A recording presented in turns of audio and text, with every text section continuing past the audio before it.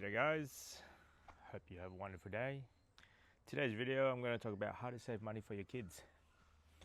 So I started this journey about 9 years ago. Thought to myself, how do I set my kids up? When my kids was born, when my first son was born, I was like, I gotta become an adult here. I gotta grow up and things. And I gotta figure out a way how I'm able to save money for my kids, especially for their education and for their well-being in the future also. So I come from not that wealthy type of middle class, let's say, middle class group. My parents didn't come from money. We migrated from Indonesia to here. We didn't know any better. My dad is, I guess, a factory worker by the time he finished working in here. And I gotta figure out a way so that way my life will be better than my parents' life, and my kids' life will be better for me compared to me. So I'm sure I'm not the only one out there, and I'm hoping that these key pointers that I've done over the past 9 years will help you in any way your journey in order for you to achieve, I guess, financial security if you started become, I guess, a parent or so. So here are the certain steps that I did at a really young age, when my kids were born, and I'm hoping this will help you in any way. So the first one will be set a saving goal. So for me, in the beginning, I didn't know any better. I was just working, hustle. And at a certain point, I didn't even know my income wasn't as good. My income was exceeded than my expenses. So I didn't even have enough money for saving account, let's say. But if you can sit down for about 5 or 10 minutes, just sit down, go, not even that, maybe I guess a full day session or so, because that's what I did. That's what I had to do in the beginning, and figuring out, do I even have any money, first of all. Once you figure out if you have a surplus income, then figuring out a set saving goal. What is it that you're trying to achieve?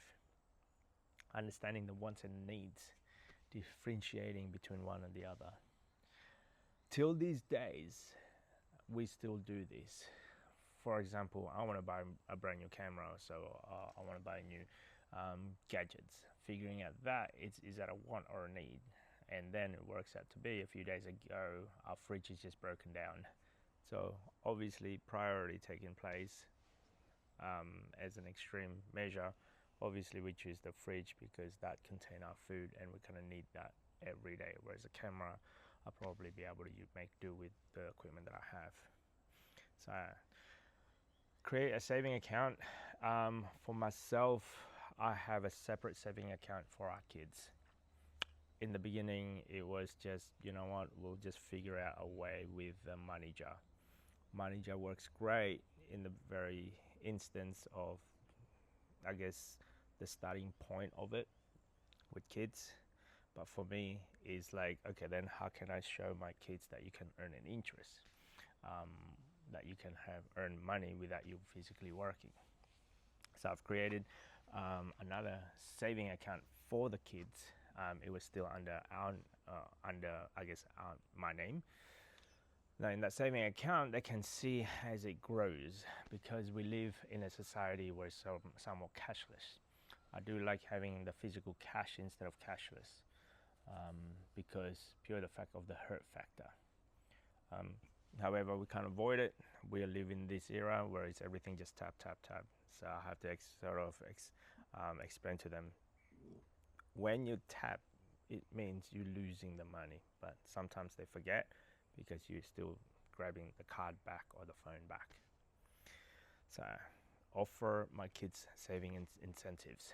So at the moment, when at a certain level, 1 day a year, the incentives like build as much as you can, and 1 day a year you can purchase or go to experience whatever the experience is. We will pay half of that. If it's educational, for us, it's like, okay, then you pay half and I pay half. They like reading books. I'm not a big fan of buying books because they're just accumulating books around the house. So I'm a big fan of experiences. So if you want to experience maybe going to circus, for example, which what we did, and they paid the ticket's quite hefty, but if they work hard, they're able to do that, creating some sort of goal or so. They love reading books, but we go to the library more often when it comes to the books. Another one would be having them to track their own spending. We still do the 3 jars. One of the jars is actually going to a saving account. The other one would be for investing. The other one is to do whatever you want with it. So every time they get paid, we split it into 3 ways. So for me, having them to track their own spending, they kind of know, okay, I spent this amount this week on whatever it is. Oh, okay, I need to put more money in investing because I feel like I've got too much cash. They make their own decision in that aspect, but we sort of try to guide them in the correct way. Lead by example. What you do in a regular basis with your money will affect this. Like, I guess it will trickle down to how they're going to spend their own money. So what you do matters. So if you can lead them as an example, okay, then so for myself alone, we split it into 3 ways. It doesn't matter which way it is. One of them it goes to investing, one of them's for spending, and one of them for in case of emergency. Like, just having those basic fundamental of that, they will retain that and they will put that forward as they get older and older. Like planting a little seed, I guess, for them. For us, we let them earn money by doing a lot of chores around the house, taking the garbage out, doing the dishes, taking the litter out for our kitten, or for our cat, sorry. So little things like that helps encourage them to actually do more around the house, a little bit of gardening once in a while when it's not too hot. So yeah, we do encourage them to maybe open up buying and selling stuff on eBay, which is what we used to do.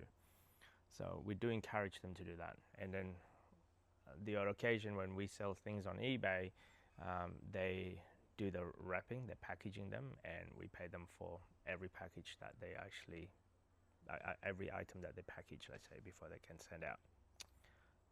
Leave room for mistakes. Now for me, in the beginning, that was a bit hard because I'm a bit more strict, but realizing that for some of us, that's how we learn to in real life.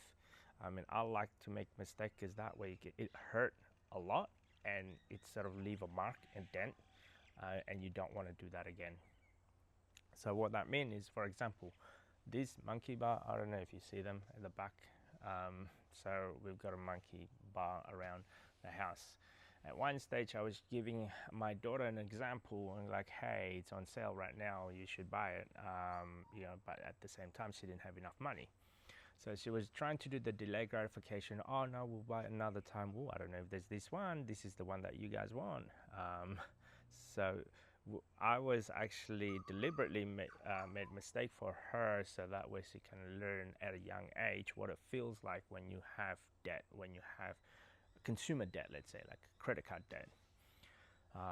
And then, throughout the whole entire week, in order for her to pay for it, I think like a couple of weeks or something, she had to do extra work in order to pay it off. And while her brother had enough fun, and he doesn't even have to pay, beyond borrowing. Like, he get enough, whatever it is that we charge them for it. So for me, from then on, when I say, hey, so you want this? You don't have the money? Do you want to borrow money from dad? And they automatically trigger that. Nope, I don't want to do that again. So that trigger point of realizing goes, okay, I don't like having this. Hopefully it can go carry on as they grow older.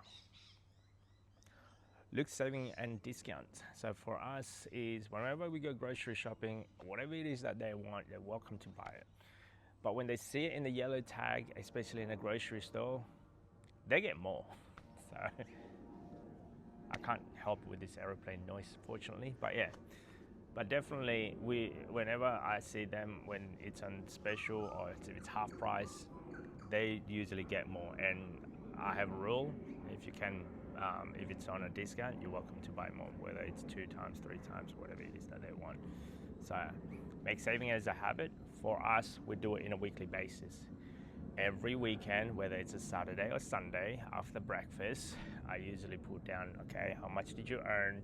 How much are you going to save? How much you're going to be spending? And we'll go through those stages. So every week we talk about it. Make the topic of investment, saving, goals in a regular basis. At the very least once a month or so. For us, we do it in a weekly basis. It's giving them like a seed, plant the seed on what they're going to do as soon as they were able to find a job outside of home, let's say, and what they're going to do once they start earning income outside of this house. Talk about it quite frequently. So that's just my way of doing things. These are tips and tricks, I guess, that we're doing it currently. The earlier for you to do those steps, the better it is for you. I kind of like it all sort of like in motion. We've been doing this nearly about 10 years. As they grow older, there are more stuff that they are going to need, and hopefully this gives you, I guess, bits and pieces here and there in order for you to achieve whatever it is that you want financially. For us, in this video, literally just pretty much how we save money for our kids and how we talk about it. So yeah, I'll see you guys on the next video.